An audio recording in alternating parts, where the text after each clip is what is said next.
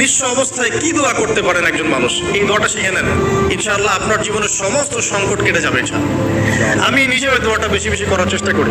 দোয়াটা হচ্ছে, মুসা আলাইহিস সালাম একটা গাছের নিচে হেলান দিয়ে বসলেন, বসে দেখলেন দুজন মেয়ে দাঁড়িয়ে আছে দূরে, পানি নিতে পারছে না। লোকজন পানি নিয়ে যাচ্ছে, ওরা দাঁড়িয়ে আছে বেচারি। মুসা আলাইহিস সালাম গিয়ে বললেন, কি সমস্যা আপনাদের? এটা নিয়ে আপনারা আবার মেয়েদের সাথে কথা বলার চেষ্টা করেন না, ঠিক আছে?